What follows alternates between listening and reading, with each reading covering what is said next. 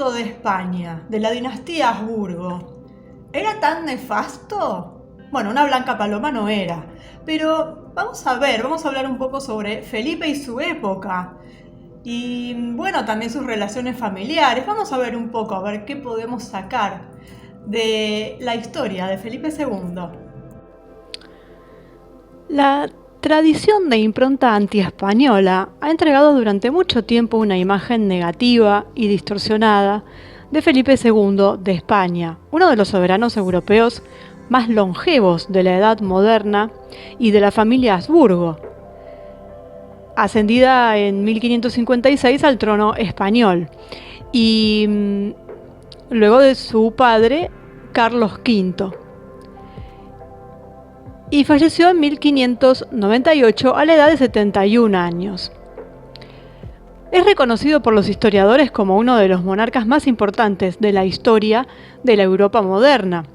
En el apogeo de la gran potencia española y del Mediterráneo occidental en el siglo XVI, la figura de Felipe II representó durante mucho tiempo, sobre todo, el símbolo de la intolerancia y la represión inquisitorial contra las minorías étnicas y religiosas presentes en sus dominios, en particular hacia las comunidades protestantes de Flandes y las comunidades árabes y bereberes en España. No nos olvidemos que él heredó el imperio en donde nunca se pone el sol.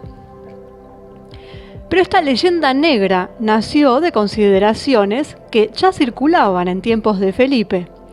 Historiadores y biógrafos de Italia, de Inglaterra y la Flandes holandesa han difundido de hecho las imágenes más negativas de la figura del soberano católico, recogidas exclusivamente de episodios singulares sangrientos de su biografía, demonizándolo así al aspecto privado y político a los ojos de toda la historiografía moderna y contemporánea. Sin embargo, a lo largo del siglo XX, la historiografía internacional, especialmente a partir de las conferencias y estudios organizados con motivo del cuarto centenario de la muerte de Felipe, superó estos prejuicios. Y uno de los primeros historiadores en difundir el concepto de leyenda negra y en intentar revalorizar la figura de Felipe fue Julián Juderías, quien en 1914 publicó el ensayo La leyenda negra y la verdad histórica, contribución al estudio del concepto de España en Europa, de las causas de este concepto y de la tolerancia política y religión en los países civilizados. Y ahí argumenta que la España moderna había sufrido siglos de difamación por parte de los enemigos de Felipe a raíz del creciente sentimiento antiespañol en Europa. Ya conocemos la historia de la leyenda negra que llevaron adelante sobre todo los anglosajones y los holandeses, porque claro, les molestaba el poder que tenía en ese momento lo que era el imperio español. Y no solo lanzaron una leyenda negra, sino que mintieron alevosamente en un montón de aspectos de la historia, de cómo se desarrolló la historia en ese tiempo, en donde España era protagonista junto con Inglaterra. Muchos eruditos en la actualidad, como el historiador estadounidense Charles Gibson, el profesor Friedrich Edelmeier de la Universidad de Viena y el profesor Ernest Belenguer-Cebrià de la Universidad de Barcelona, han seguido los pasos de las teorías de Juderías y son unánimes en atribuir una revalorización positiva al carácter de Felipe II, alejándose de esa rama antiespañola que había marcado durante mucho tiempo todos los estudios sobre lo que fue el reinado de este soberano. Y empieza una nueva visión de la historia de España, que no es cuestión de omitir los elementos que sí existieron. Es verdad que hubo intolerancia, que hubo represión, censura, que contribuyeron de alguna forma a la base de la leyenda negra. Pero si uno lo toma en el marco histórico de los hechos, de lo que es un Estado moderno, digamos, puede entender que la dinámica política de esta edad moderna, de aquellos países que fueron hostiles a la España de Felipe, hace que crean esta leyenda. Es algo a lo que no solo están acostumbrados, es su manera de operar, no solo con España.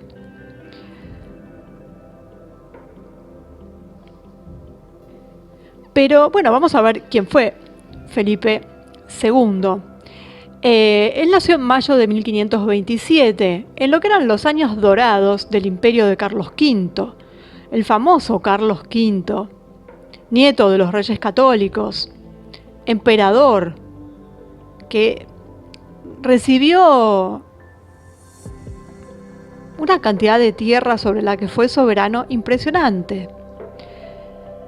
Y Felipe, su heredero, fue un gobernante severo y entregado a la razón de Estado, tanto que esperaba que todos los asuntos políticos se sometieran a su aprobación, aunque eso implicara la ralentización del mecanismo de la toma de decisiones de la política española.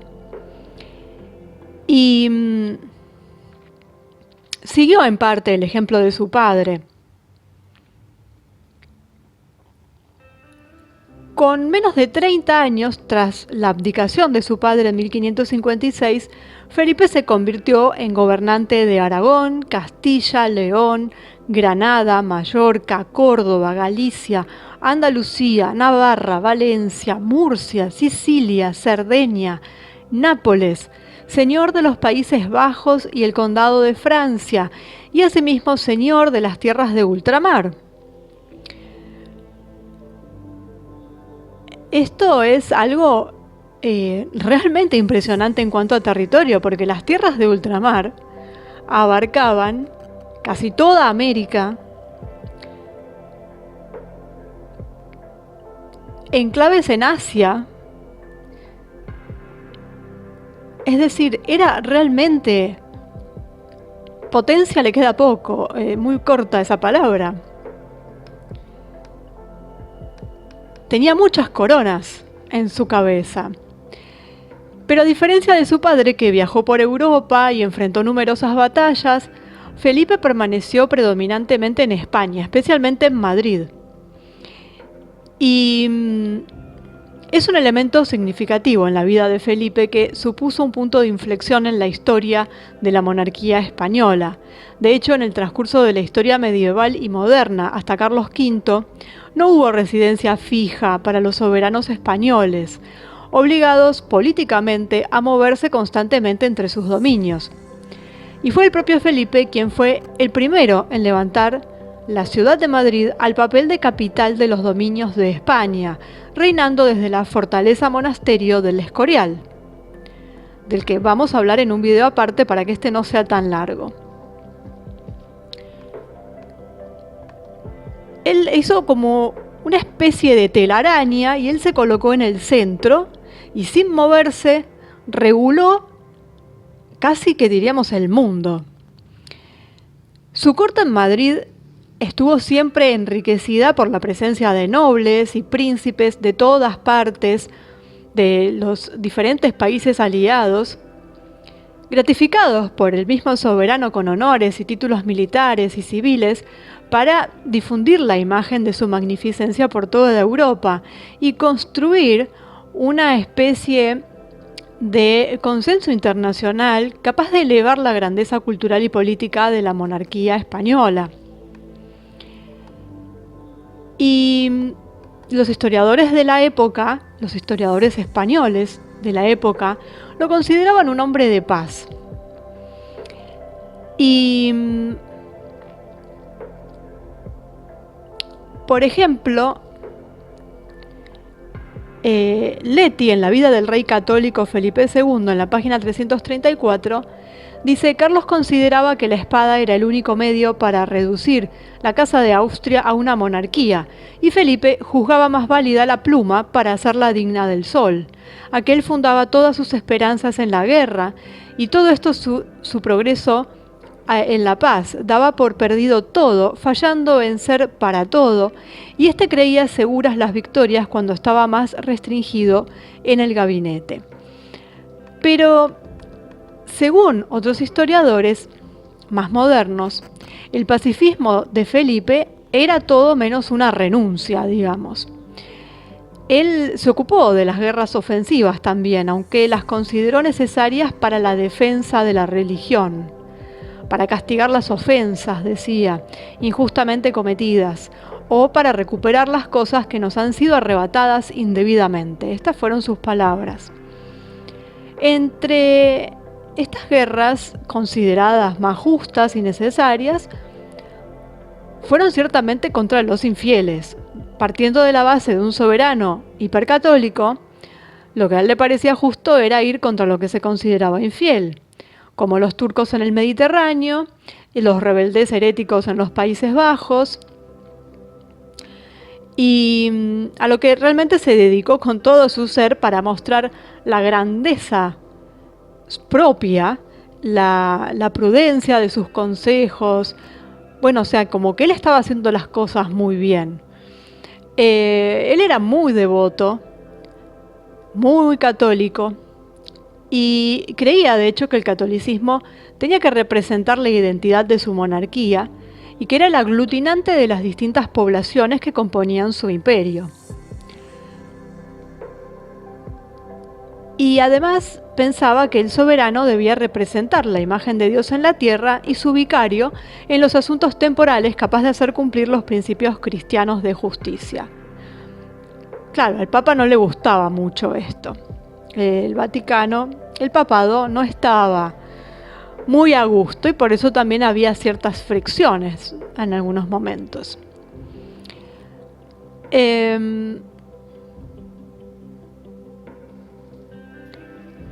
Estos pensamientos fue lo que lo llevaron a una lucha contra el Imperio Otomano en el Mediterráneo para defender las bases cristianas de Sicilia y Malta, la expansión en las tierras de ultramar con la colonización de Filipinas, la anexión de Portugal, la represión de la revuelta en los Países Bajos que terminó en un punto muerto para el Imperio Español, el choque en el mar con la Inglaterra isabelina, la intervención en las guerras civiles francesas. Todos estos hechos bélicos constituyeron la política exterior de Felipe, aparentemente conducida siguiendo los principios morales de necesaria defensa de los dominios de España y expansión de la religión católica a raíz de la Pax Hispánica, pero teniendo el objetivo real de controlar el Mediterráneo y sobresalir sobre la rama imperial de los Habsburgo de Viena. Porque toda familia tiene sus cuestiones, ¿no? Y esa política exterior lo llevó a interferir varias veces en los acontecimientos de muchos estados europeos, especialmente en Italia y en Francia.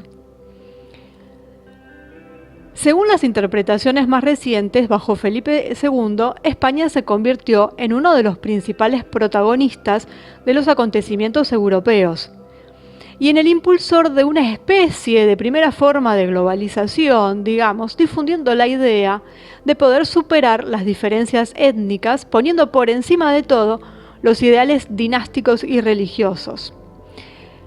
Obviamente católicos, ¿no? Mediante el uso de esa hispanidad a la que se le opusieron varios o muchos. Entonces, esto es como el mayor legado, ¿no?, que dejó el reinado de Felipe, una España en la cúspide del proceso unificador que al mismo tiempo colaboraba con los dominios periféricos y los países aliados. Y bueno, ahí está su retrato, ¿no?, en el Museo del Prado, hecho por Antonis Mor van Dashorst, Antonio Moro, con su armadura dorada, con un gesto como amargo, la mano izquierda en el pomo de su espada toledana, y es como un retrato austero, digamos, pero que también transmite un poco de tristeza. Y es paradójico porque es como una síntesis, estéticamente hablando, de la fealdad de su padre Carlos V, porque los Habsburgos realmente que eran todos muy feos, producto seguramente de estar siempre casados entre ellos, esa clásica mandíbula de los Habsburgo, que es el resultado de casarse entre parientes cercanos durante muchas generaciones, ¿no? Y entonces, claro, él heredó un poco de esa fealdad, bastante, y que se vio disminuida un poco porque su madre, Isabel de Portugal, era muy bonita. Entonces, bueno, vino a mejorar un poco. Entonces se ve en esa cara tan rara, ¿no?, de Felipe. Y bueno, él, Felipe II de Habsburgo, lo llamaban el rey prudente, justamente por todo lo que acabo de mencionar. Y gobernó durante muchísimo tiempo. Vivió 71 años y reinó 42.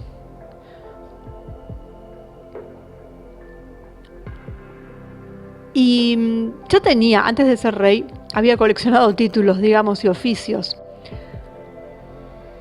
Porque incluso se lo había reconocido como señor natural del reino de Navarra, por ejemplo. Y toda su vida pasó por el poder, obviamente. Siendo el hijo de Carlos V, no podía ser de otra manera. Y también en la inquebrantable fe cristiana, obviamente, en la familia en la que había nacido, no por ser Habsburgo, sino por ser bisnieto de los reyes católicos. Que podemos discutir si era el sentimiento era auténtico o no. Pero bueno, al menos eso era lo que vendían, ¿no?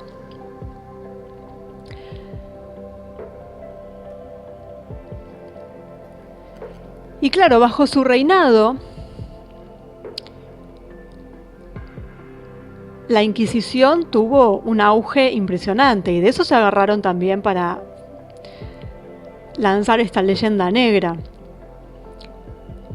Y pasó a la historia como perseguidor de herejes y moriscos, además de lanzar también la idea de que había asesinado a su propio hijo Don Carlos por tortuosos motivos de celos, como se ve en la obra de Verdi, que dañó su reputación de una manera impresionante a pesar de ser una ópera magnífica. O sea, como ópera es una cosa impresionante, digna de ver. Pero claro, el texto lo deja muy mal parado. Y no solamente Verdi, sino una legión de historiadores bastante mal dispuestos. Y todo eso colaboró. Por supuesto que siempre hay una base, ¿no? Pero bueno, si la exageran, y si se saca de contexto, muchas veces no se alcanza a entender qué es lo que pasó.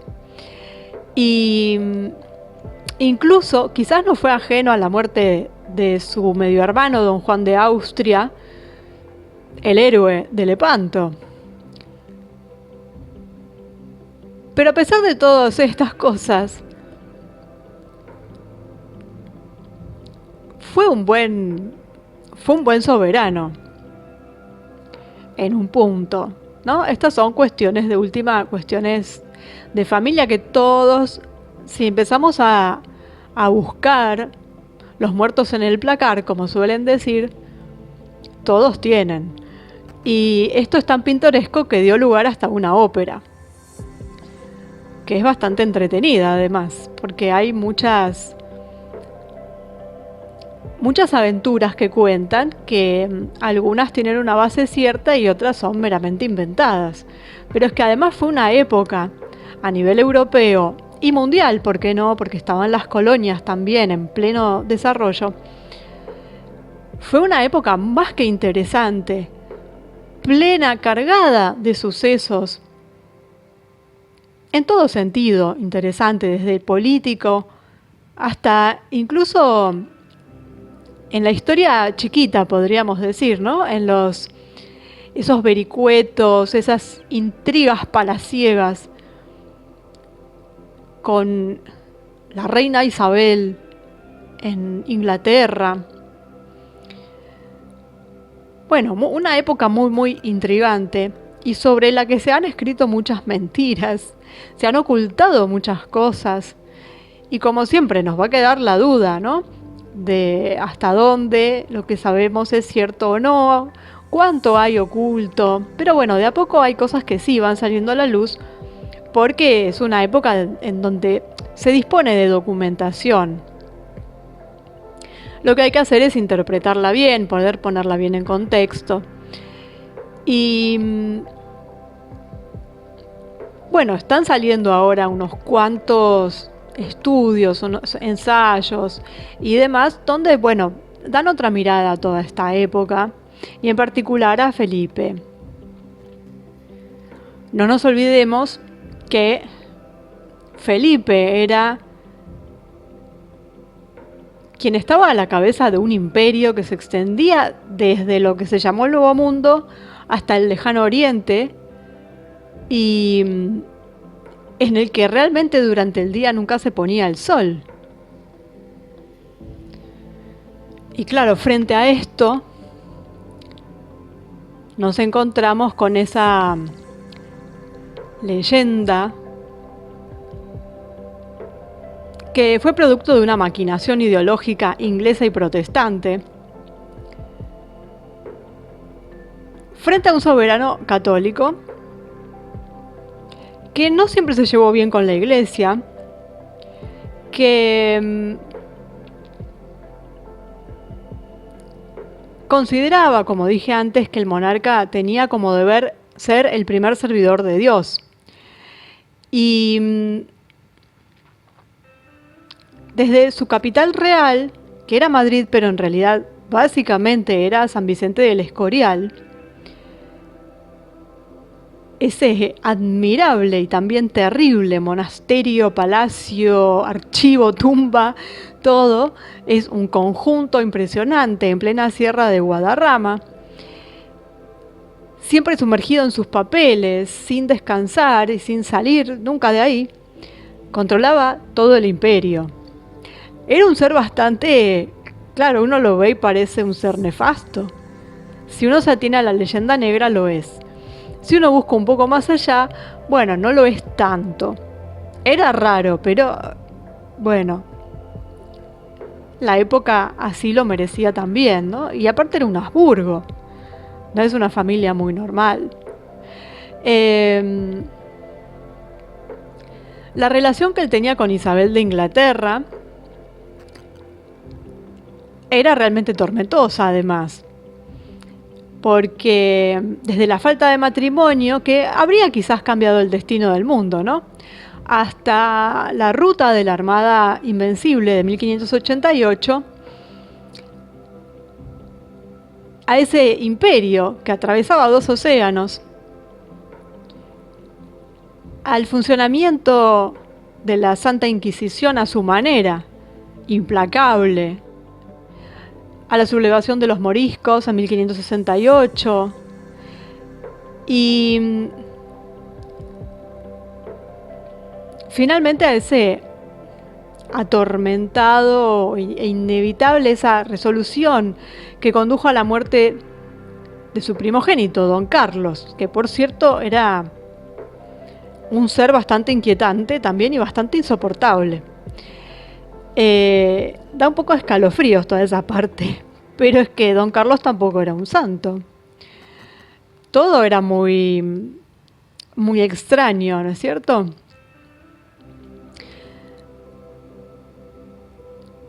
Y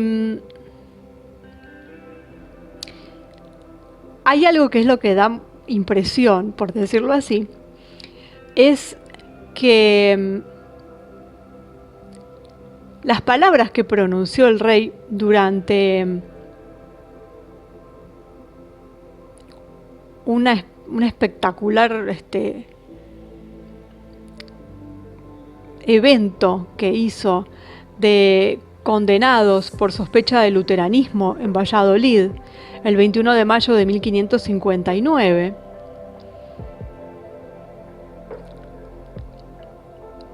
Estos acusados de luteranismo que fueron condenados por la Inquisición, él estaba ahí. Y entre los que estaban acusados estaba el noble Carlos de Seix, antiguo colaborador de su padre, Carlos V, que lo acusó de su sentencia en la hoguera, diciéndole que no le habría correspondido dado su alto rango. Y entonces Felipe le contestó: yo mismo llevaría los fardos de leña para quemar a mi hijo, respondió el rey, si fuera malvado como tú. Bueno, realmente esa es la parte que da un poco de escalofrío, más allá de lo que le pasara al noble castigado, porque una década después de pronunciar estas palabras, su heredero, príncipe y heredero, pasó por lo que pasó. Entonces, es una ironía de la historia, ¿no? Y el final de Felipe también fue ejemplar a su manera. Él vivió siempre en constante reserva, cuidando la higiene personal de manera casi maniática para la época, ¿no? Cuidando al máximo la dignidad de su aspecto físico.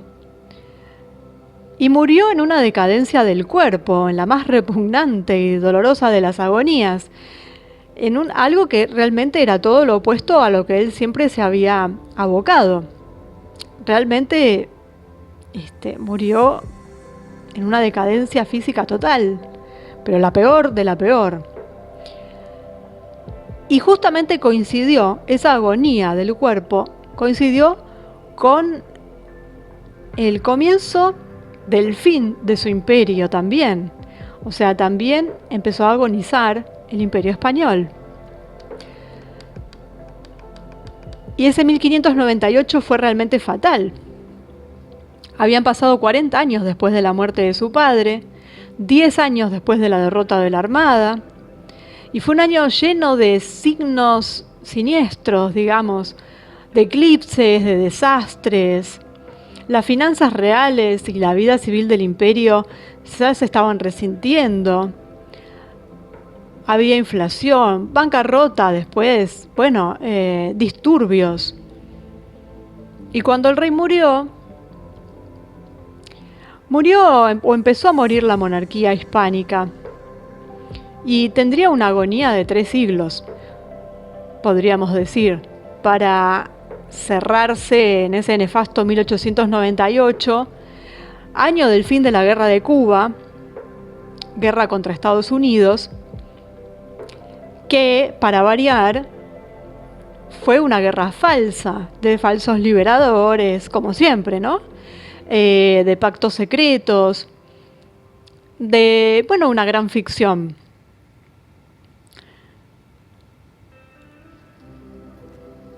Y algo anecdótico para contar de Felipe, que llama mucho la atención, es el tema del coleccionismo de reliquias.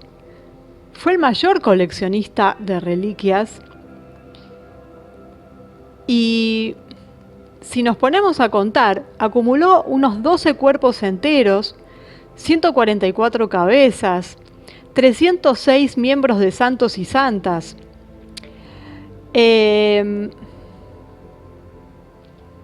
Cuando todavía era príncipe, acompañaba a su padre, Carlos V, por Europa, en las cuestiones habituales de asuntos reales, ¿no? Cuestiones de gobierno, cuestiones político-religiosas. Y estando en Colonia, en 1550,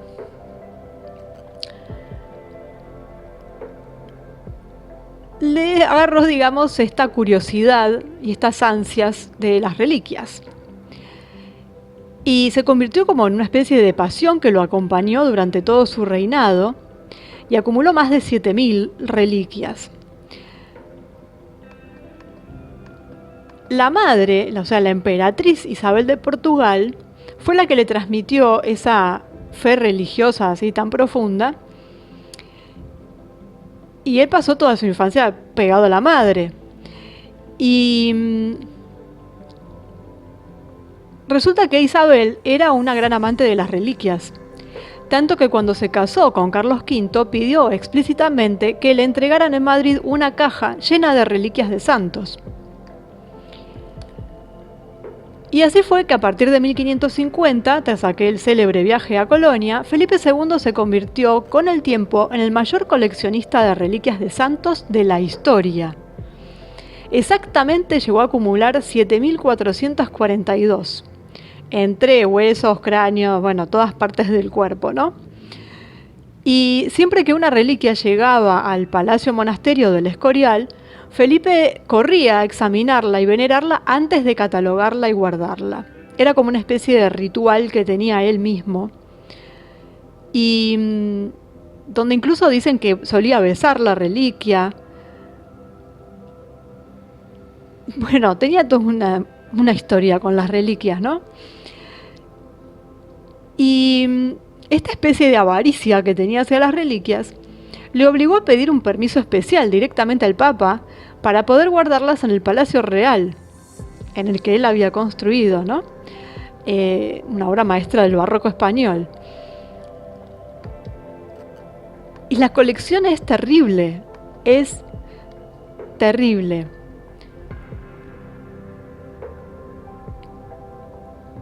Y tenía un asesor que era Fray José de Sigüenza, y él mismo dijo: no tenemos noticias de santos que no tengan aquí una reliquia, salvo 3. A ese punto. Todavía hoy en el conjunto del Escorial se conservan los libros que tienen las fechas exactas en las que fueron entregadas las reliquias y a qué santos pertenecieron, con sus respectivas cédulas de origen, algo que Felipe II tuvo mucho interés en hacer para no incurrir en engaños. Y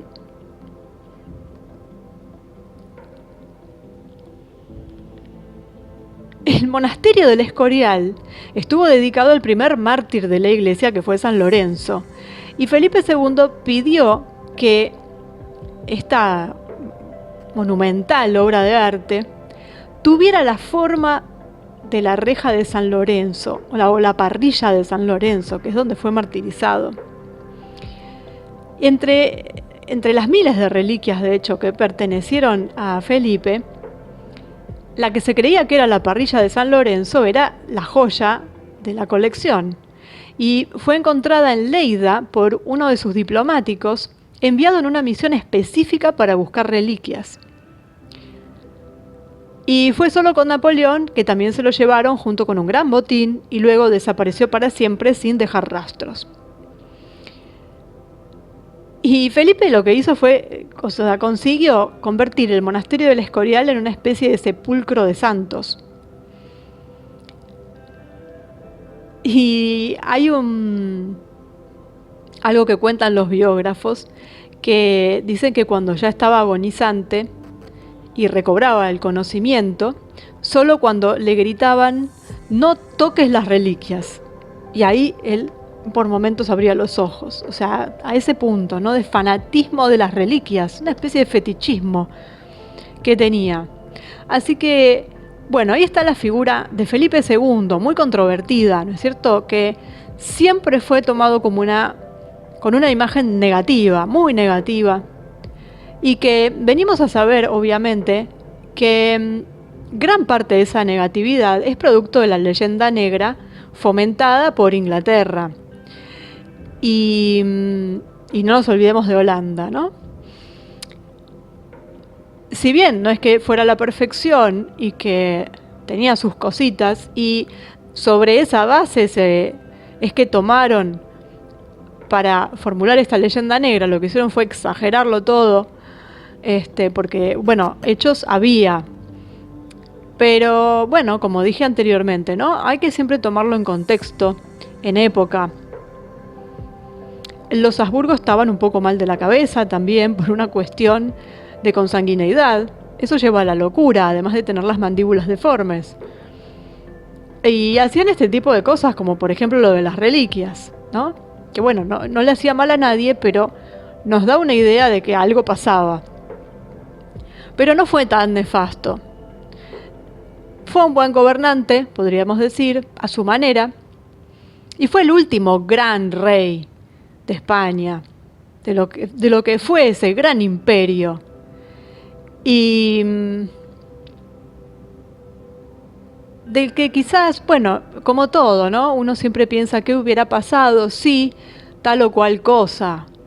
Bueno, lamentablemente nos vamos a quedar con la duda porque no sucedió. Pero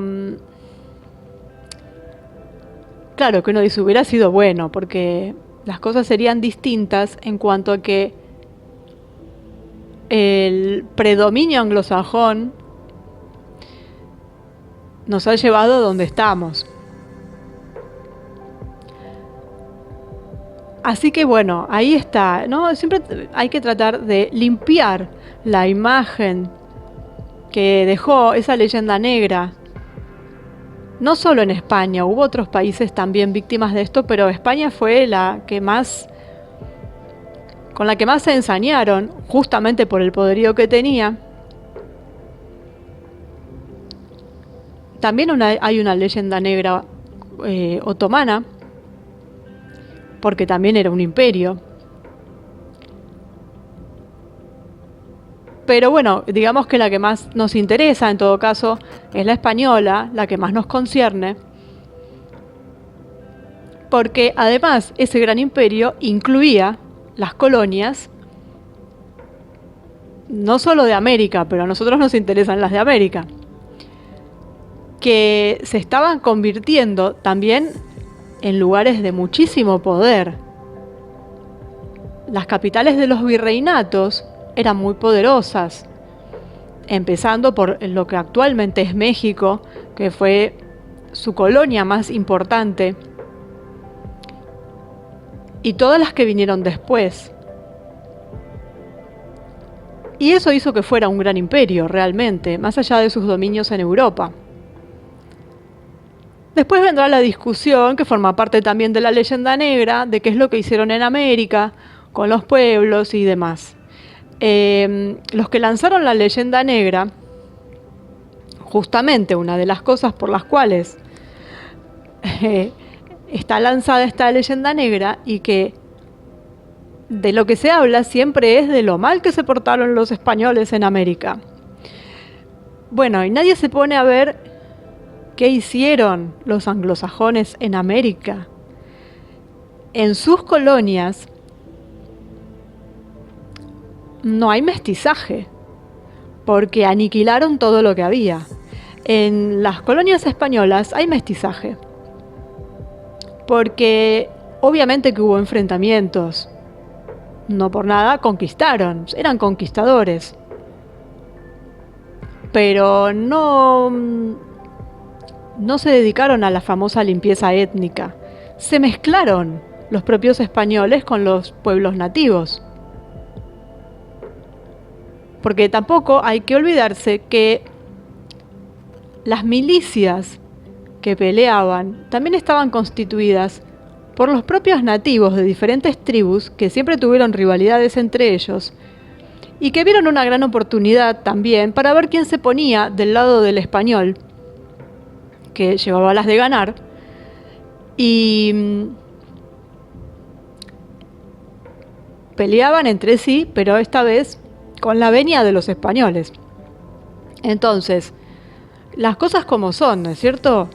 Los progres nos venden la tremenda masacre, y sí, la hubo, como en cualquier guerra, eso fue una guerra, pero las cosas hay que explicarlas como son, con los detalles como son, y quién peleó contra quién y de qué manera. Y los resultados están a la vista. En la América anglosajona, los que quedaron están metidos en reservas como si fueran animales. Y quedaron pocos, y no se mezclaron. El resto de América, que fue la América española, a pesar de la lucha, a pesar de, bueno, llegó un conquistador, de lo que no nos tenemos que asombrar porque es la historia del mundo. En Europa, en Asia, en África, en todos lados es tribu que va sobre tribu, que va sobre tribu. Así se crearon los países. Así estamos todos mezclados, somos parte de diferentes tribus, más cercanas, más lejanas,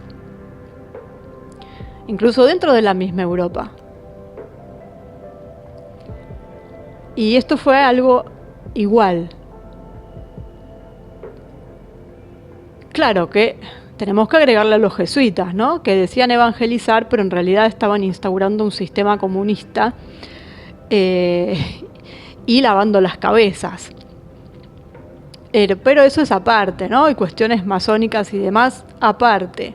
Que eso también se hizo en todos lados.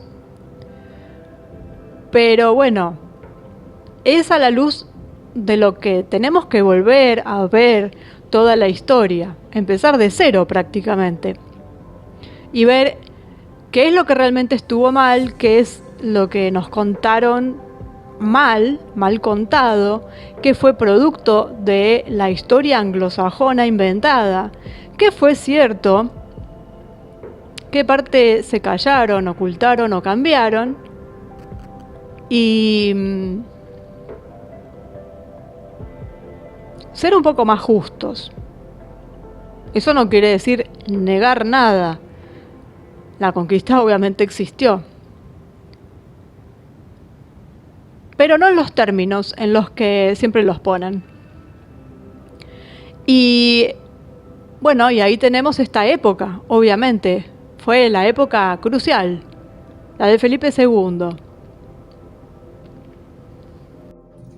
Y la famosa leyenda negra. La famosa leyenda negra que tiene España. Y bueno, ¿a quién se la podemos adjudicar? Por supuesto, ¿quiénes fueron los culpables? Inglaterra, Holanda, Alemania, bueno, todos los germánicos anglosajones. Y algo que perdura en el tiempo, incluso en sus propios habitantes. Esto se ve en varios pueblos del Mediterráneo, no es exclusivo de España, pero se ve en España, en Italia, en Grecia. Han logrado los anglosajones, los países nórdicos, han logrado que realmente crean en la inferioridad de sus pueblos, cuando han tenido una historia de imperios, de magnificencia en las artes, en lo militar, en todo. Pero sin embargo, el día de hoy no solo los han reducido a meros puntos turísticos, porque los han sacado las industrias, es decir, la bota que han puesto sobre la cabeza de los pueblos mediterráneos es tremenda, y lo peor es que han logrado convencer a sus pobladores de que mirar hacia el norte es el camino y que son dignos de admiración estos pueblos del norte, cuando los que son dignos de admiración son los pueblos mediterráneos, con su vasta historia. Y sería hora que recobraran esa fuerza todos estos países y pensaran en lo que hicieron sus ancestros y recobrar eso y poder sacarse de encima esta leyenda negra en forma definitiva a los ojos del mundo y a los ojos propios, porque han logrado su cometido, que es que todo el mundo crea esa leyenda, incluidos los propios pobladores. Y si bien estamos hablando en este video de Felipe II y por ende estamos hablando de España, esto se aplica en particular a países como Italia, como Grecia, con el acervo cultural que tienen, con los imperios que en diferentes momentos de la historia tuvieron. Entonces sería bueno que todos recobraran el sentido y asimismo los pueblos hispanoamericanos que tienen una herencia española. Sería bueno la unión también entre los hispanoamericanos y España. La unión para bien, porque lo que estamos viendo pareciera que todos vamos al mismo camino, que es al abismo. Pero no, sería bueno poder salir adelante y sacarnos de encima a los que están más arriba en todo sentido. Las élites que ya conocemos, pero también en el mapa. Si nos ponemos a mirar en el mapa, ¿quiénes están sometiendo a los antiguos imperios? Esta gente, que es donde radican esas élites, esos banqueros, y que sinceramente no son superiores. Eso le han hecho creer a todo el mundo. No son superiores, en todo caso somos todos iguales. Entonces, pensémoslo cuando muchos van de vacaciones, esta gente que vive en esos países que supuestamente no necesitan de nada ni de nadie, pero van a vacacionar al sur de Europa, van a América Latina, van en busca de bonitos lugares, de lindas playas, de lugares confortables, de gente amable, porque eso no los tienen. No tienen nada de eso. Entonces, valoremos un poco más la historia de todos estos países y dejemos de ver y de tratar de explicar a veces cosas que pertenecen a la historia mediterránea, a la historia también hispanoamericana en algunos casos, tratar de buscarle la vuelta y siempre termina en que no, pero en realidad es algo que había sucedido en las Islas Británicas o en Escandinavia. No había sucedido en el Mediterráneo. No, señores, sucedió en el Mediterráneo. Cosas como epopeyas, como la guerra de Troya, han llegado a decir que tiene que ver con la cultura hiperbórea. ¿De qué estamos hablando? ¿Nos quieren quitar incluso los mitos? No.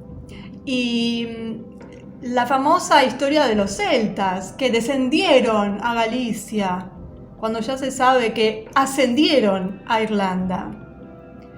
Entonces retomemos las riendas, al menos, de nuestra historia, para saber que esta gente no es superior, no domina, no es mejor, y que si tiene fama de no ser tan corrupta como pueden serlo los países mediterráneos, hispanoamericanos y demás, es porque tienen unas leyes muy rígidas.